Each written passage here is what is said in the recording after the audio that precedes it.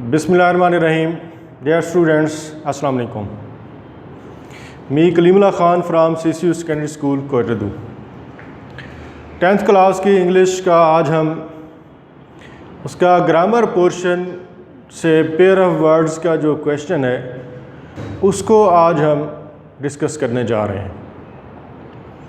Dear students, थोड़ा सा इसकी नंबरिंग वगैरह के हवाले से आपको इंट्रोड्यूस करा दूं मैं कि 9th क्लास में आपका जो आपकी टेक्स्ट बुक थी, इंग्लिश की टेक्स्ट बुक, उसके अंदर से आपका एक सवाल था 5 नंबर का, use of words in sentences, words या ईडियम्स जो भी थे बुक के अंदर से या उसकी एक्सरसाइजेज में से थे, वो 5 नंबर का क्वेश्चन था आपका. वो एक वर्ड, उसका एक सेंटेंस आपने राइट करना होता था. अब यहाँ पर 10th क्लास में उसमें थोड़ा फ़र्क ये है कि अब ये जो क्वेश्चन है ये आपकी ग्रामर की बुक में से है, बी पेपर में से है, यानी कि 5 नंबर का क्वेश्चन है और ये चेंज है उससे. यहाँ पर है पेयर ऑफ वर्ड्स, लफ्ज़ों के जोड़े. पेयर ऑफ वर्ड्स, पेयर कहते हैं जोड़े को, पेयर ऑफ वर्ड्स अल्फाज के जोड़े.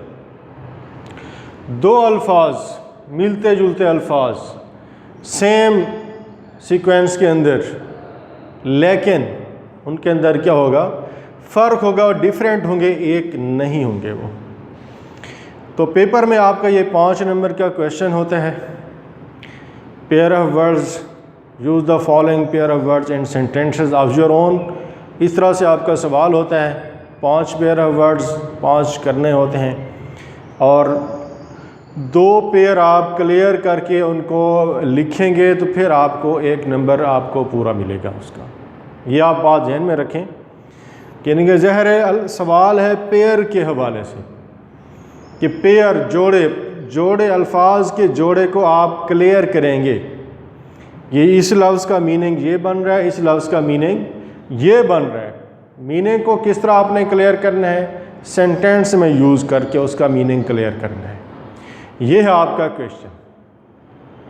तो वेरी इजी, वेरी सिंपल और इंटरेस्टिंग क्वेश्चन है बेटा. पेयर ऑफ वर्ड्स, अल्फाज के जोड़े क्या होते हैं, बिल्कुल मिलते जुलते सेम अल्फाज. थोड़ा सा उनमें क्या होता है, स्पेलिंग का फ़र्क आ जाता है. किसका फ़र्क होता है, स्पेलिंग का फ़र्क. स्पेलिंग जो है उनके डिफरेंट होते हैं. तो अब यहीं पर आपको ये बात क्लियर करता जाऊं. अब ज़ाहिरी बात है कि स्पेलिंग का फ़र्क, आप कह रहे हैं स्पेलिंग का फ़र्क होता है. जब स्पेलिंग का फ़र्क होता है तो अल्फाज जो हैं वो चेंज हो जाते हैं, उनके मीनिंग जो है वो चेंज हो जाते हैं. बाद स्टूडेंट हमारे कहते हैं सर जी बस बाकी तो सारा कोई ठीक लिखा है, बस सिर्फ स्पेलिंग की मिस्टेक हो गई है. तो यहीं पर आपको इस सवाल के बाद स्पेलिंग की अहमियत का अंदाज़ा हो जाएगा कि स्पेलिंग कितना इम्पॉर्टेंट है. एक स्पेलिंग की मिस्टेक से पूरा लफ्ज़ जो है आपका चेंज हो गया है, उसके मीनिंग चेंज हो गए, ग्रामेटिकली वो लफ्ज़ चेंज हो गया है. तो ज़ाहिरी बात है फिर आपको यहाँ पर इसकी अहमियत का अंदाज़ा होगा कि स्पेलिंग कितने ज़रूरी है. तो बेटा ये चीज़ आपके लिए हेल्पफुल होगी. इसमें क्या होता है, स्पेलिंग का फ़र्क, स्पेलिंग डिफरेंट होंगे उसके. तो जब स्पेलिंग डिफरेंट होंगे तो उसका अगला रिज़ल्ट क्या होगा, उसका मीनिंग जो होगा वो भी डिफरेंट होगा. मीनिंग मुख्तलिफ हो जाएंगे. एक लफ्ज़ के स्पेलिंग और हैं, दूसरे के स्पेलिंग और हैं. तो उससे क्या होगा, जब स्पेलिंग डिफरेंट होंगे तो उसके मीनिंग भी क्या हो जाएंगे, डिफरेंट हो जाएंगे. मीनिंग भी मुख्तलिफ होंगे, उनके मीनिंग सेम नहीं होंगे. अगली बात, ग्रामेटिकली वो अल्फाज क्या होते हैं, मुख्तलिफ होते हैं. स्पेलिंग के मुख्तलिफ होने से ग्रामेटिकली वो मुख्तलिफ हो जाते हैं, कोई सिमिलैरिटी नहीं होती उनके अंदर. तो इसमें जो चीज़ आपको फ़ायदा देगी, मेन चीज़, उससे आपको स्पेलिंग की अहमियत का पता चलेगा कि स्पेलिंग कितना इम्पॉर्टेंट होते हैं. या स्पेलिंग ऊपर नीचे आगे पीछे होने से, स्पेलिंग चेंज हो जाने से लफ्ज़ पर कितना असर पड़ता है, उसके मीनिंग पर कितना असर पड़ता है, ये चीज़ आपको क्लियर होगी यहाँ पर. दूसरी बात, आपकी वोकैबुलरी में इजाफा होगा. आपके लिए इंटरेस्टिंग चीज़ है, आपके लिए नए नए, भाई इस लफ्ज़ को क्लियर करेंगे हम, इसका मीनिंग ये बन रहा है, इसका मीनिंग ये बन रहा है, ये यहाँ पर वर्ब के तौर पर यूज़ हो रहा है, ये यहाँ पर नाउन के तौर पर यूज़ हो रहा है। तो ये चीज़ें उनको डिफ्रेंशिएट करती हैं। तो यही बात मैं आपको क्लियर करना चाह रहा था कि जब ज़हर स्पेलिंग डिफरेंट होते हैं, मीनिंग भी चेंज हो जाते हैं, ग्रामेटिकली वो अल्फाज चेंज हो जाते हैं, उनके मीनिंग मुख्तलिफ हो जाते हैं। तो आपकी जो बुक है ग्रामर एंड कंपोजिशन बुक, तो आपके पास जो अवेलेबल हो, मेरे पास तो ये गवर्नमेंट के सिलेबस वाली पंजाब टेक्स्ट बोर्ड, ये जो ग्रामर की बुक है, इसका पेज नंबर 177, उस पर ये आपके पेयर ऑफ वर्ड्स का क्वेश्चन दिया हुआ है। आलमोस्ट ये टोटल 78 है, ये जो आपके सिलेबस में 10th क्लास के सिलेबस में शामिल है पेयर ऑफ वर्ड्स 78 177 पेज पर आपके पास जो भी बुक्स अवेलेबल हैं उस पर ये अवेलेबल होंगे। आपके पास सनशाइन है, आपके पास विक्टर वाली है, जो भी है आपके, उसके कंटेक्स्ट में आप देख लीजिएगा, उसका पेज आपको मिल जाएगा। तो ये आपने करने हैं। तो आए अब इनको हम डिस्कस करते हैं किस तरह से ये डिफरेंट हो रहे हैं। जो बात हुई है कि जी इनके स्पेलिंग डिफरेंट होने से इनके मीनिंग ग्रामेटिकली ये सारा कुछ डिफरेंट हो जाते हैं, कैसे होते हैं। तो आपके सामने एक तरह से कुछ एग्जाम्पल मैंने लिखी हैं, एज एन एग्जाम्पल उनको आप देख सकते हैं। यहाँ पर ये लफ्ज़ लिखा हुआ है अफेक्ट, AFFECT, इसका मीनिंग है असर करना। इसका सेम पेयर है EFFECT, EFFECT, थोड़ा सा फ़र्क, मिलते जुलते अल्फाज हैं, बिल्कुल सेम, सारा कुछ साउंड सेम चल रही है उनकी, एक लफ्ज़ का फ़र्क है, AFFECT, दूसरा EFFECT। अब वो लफ्ज़ और है, ये लफ्ज़ और है, इसके मीनिंग और हैं, इसके मीनिंग और हैं। ये ग्रामेटिकली और तरह से यूज़ हो रहा है, ये लफ्ज़ ग्रामेटिकली तौर पर और तरह से यूज़ हो रहा है। ये सारी चीज़ें आपको यहाँ पर क्लियर हो रही हैं। इफ़ेक्ट ये यहाँ पर वर्ब के तौर पर इस्तेमाल हो रहा है, असर करना, नून अलिफ ना जिसके एंड पर आता है, उर्दू में आम तौर पर हम कहते हैं खाना पीना, उठना सोना, जागना, पढ़ना, लिखना, ये सारे क्या होते हैं, वर्ब होते हैं। तो AFFECT असर करना ये वर्ब के तौर पर यूज़ हो रहा है। इसको आप एज ए वर्ब यूज़ करेंगे जब आप इसका सेंटेंस लिखेंगे, सेंटेंस के तौर पर इसको आप क्लियर कर रहे होंगे इसके मीनिंग को। तो ज़ाहिरी बात है आप अफेक्ट को एज ए वर्ब, यानी सब्जेक्ट के बाद एज ए वर्ब आप उसको यूज़ करेंगे, तो आपके मीनिंग क्लियर हो जाएंगे कि जी आपने इसको वर्ब के तौर पर यूज़ किया, यहाँ पर ये वर्ब है, असर करना इसका मीनिंग। जैसे ये फ़िक्रा मैंने लिखा है यहाँ पर, fever affected him badly, fever affected him badly, fever as a subject है यहाँ पर, अफेक्टेड सेकंड फॉर्म वर्ब की, अफेक्टेड हिम बैडली, बुखार ने उस पर बहुत ज़्यादा बुरा असर किया, बुरा असर डाला उस पर। तो ये यहाँ पर वर्ब के तौर पर इस्तेमाल हुआ है, वर्ब की सेकंड फॉर्म हमने लिखी है। तो यहाँ पर एक और चीज़ मैं आपको क्लियर करता जाऊँ कि ये जो वर्ब होते हैं, वर्ब की आप कोई सी फॉर्म यूज़ कर सकते हैं। ये ज़रूरी नहीं होता कि जो जिस तरह जैसे यहाँ लिखा हुआ वर्ब की फर्स्ट फॉर्म लिखी हुई है, तो उसका मकसद ये ज़रूरी नहीं है कि फ़िक्र में as first form of verb ही आप उसको यूज़ करें। आपने उसका सेंटेंस बनाना है, आपको ये चीज़ क्लियर है कि ये चीज़ क्या है, वर्ब है। वर्ब की आप कोई भी फॉर्म यूज़ कर सकते हैं, फर्स्ट फॉर्म यूज़ करना चाहें, सेकंड फॉर्म यूज़ करना चाहें, परफेक्ट में यूज़ करें, फ्यूचर में यूज़ करें, जो भी टेंस आप उसका यूज़ करना चाहें आप कर सकते हैं। ये आपके लिए कोई बाउंड नहीं है आप इस चीज़ के कि जी जैसे यहाँ पर लिखा गया आप उसको वैसे लिखेंगे।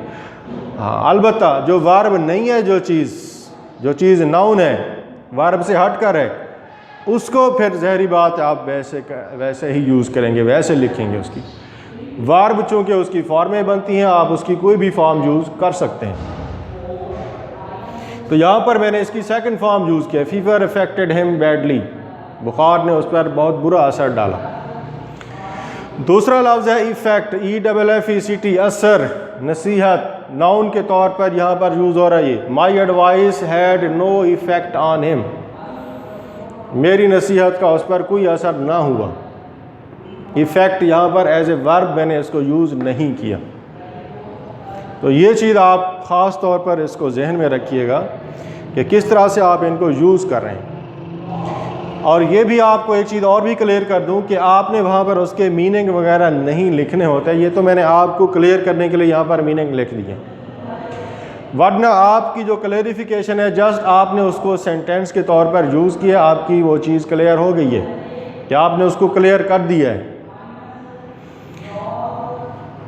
तो ये चीज़ होती है कि यहाँ पर आपने सेंटेंस के तौर पर आप इसको किस तरह से क्लियर कर रहे हैं। तो ये आपका ये अफेक्ट इफ़ेक्ट ये आपका एक पेयर बना है, पेयर ऑफ वर्ड्स।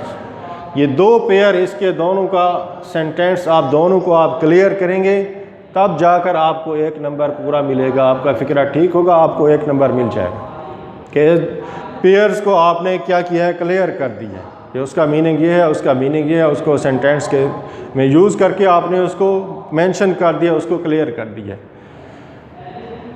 तो इसी तरह यहाँ दूसरा लफ्ज़ लिखा हुआ है एडवाइज़, ADVISC, और ADVAC इसके दूसरे पेयर में है। एडवाइज़ और एडवाइस सिर्फ एक लफ्ज़ का फ़र्क है, वहाँ ऐसे लिखा हुआ है, यहाँ C लिखा हुआ है। तो ये दोनों क्या हैं, डिफरेंट हैं। एडवाइस नसीहत करना ये वर्ब है, एडवाइस नसीहत ये नाउन है। इसको मैंने वर्ब के तौर पर यूज़ किया। The teacher advised us to work hard, the teacher advised us to work hard verb था, एज ए वर्ब हमने उसको यूज़ किया। ये एडवाइस नसीहत, ADVIC। He gave me a good piece of advice, उसने मुझे अच्छी नसीहत की। उसके बाद इसी तरह से ये अगला लफ्ज़ लिखा हुआ है ब्रेक, BREAK, और ये है BRAKE। ब्रेक ये वर्ब है, ब्रेक तोड़ना, ब्रेक, ब्रोक, ब्रोकन उसकी फॉर्म्स हैं, फॉर्म्स ऑफ वर्ब्स हैं। तो इस ब्रेक को, और ये brake as a noun, brake जो एज ए ब्रेक हम उसको इस्तेमाल करते हैं लफ्ज़ को, मोटरसाइकिल की ब्रेक, साइकिल की ब्रेक, कार की ब्रेक, ये चीज़ें जो हैं। ब्रेक का मतलब तोड़ना। He broke the stick, break की सेकंड फॉर्म मैंने यूज़ किया यहाँ पर। ही ब्रोक द स्टिक, उसने छड़ी को तोड़ डाला। Do not break the law, उसी तरह भी आप उसको यूज़ कर सकते हैं। फर्स्ट फॉर्म जहाँ लिखी हुई है break, do not break the law, कानून मत तोड़ें। दूसरा इसका है brake, his cycle has no brakes, उसके साइकिल की ब्रेक ही नहीं है। तो यहाँ पर ये एज ए नाउन यूज़ हुआ है, यहाँ पर आप इसने इसको वर्ब के तौर पर यूज़ किया। इसके स्पेलिंग डिफरेंट हैं, इसके स्पेलिंग डिफरेंट है, दोनों का मीनिंग भी डिफरेंट है, कंसेप्ट भी दोनों का डिफरेंट। इसी तरह एक और फिक्रा यहाँ पर लिखा हुआ है CLOTH, और दूसरा लिखा हुआ है CLOTHE। अब इसको देखें आप, CLOTH थोड़ा सा फ़र्क स्पेलिंग के अंदर, सारा कुछ सेम है, एक लफ्ज़ का फ़र्क सिर्फ। क्लॉथ होता है क्लॉथ, अनसिला कपड़ा, क्लॉथ शॉप जैसे होती है। He bought a piece of cloth, उसने कपड़ा ख़रीदा। CLOTHE ये होता है सिला हुआ कपड़ा, जो कपड़े हमने पहने होते हैं उसको हम कहते हैं कि ये क्लॉथ, ये चीज़ इसको कहते हैं। He was wearing new clothes, उसने नए कपड़े पहने हुए थे।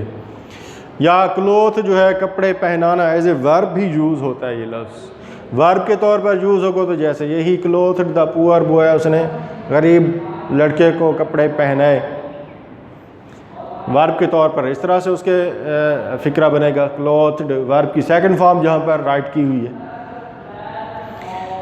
तो ये होता है इनके अंदर फ़र्क। तो इसी को हम कहते हैं कि पेयर, लफ्ज़ों के जोड़े, मिलते जुलते अल्फाज सेम उस पर चल रहे हैं, लेकिन ग्रामेटिकली भी डिफरेंट है, मीनिंग भी उनके डिफरेंट हैं। तो इस तरह से आपको इनकी स्पेलिंग की अहमियत का भी अंदाज़ा हो जाएगा कि स्पेलिंग कितने अहम होते हैं, कि थोड़ा सा लफ्ज़, एक लफ्ज़ चेंज होने से उसके मीनिंग, उसके ग्रामेटिकली यूजेज, उसका सारा कुछ क्या होता है, चेंज हो जाता है। तो ये चीज़ है जो आपको इससे क्लियर होगी। तो जैसे मैंने आपको मेंशन किया है बेटा कि डेली बेसिस पे आपने क्या असाइनमेंट होगी, ये 5 पेयर ऑफ वर्ड जो हैं आप अपनी बुक से, जो भी आपके पास बुक अवेलेबल है, आप उससे अपनी डेली रूटीन के साथ 5 pair of words daily base पे आप इस तरह से प्रिपेयर करेंगे।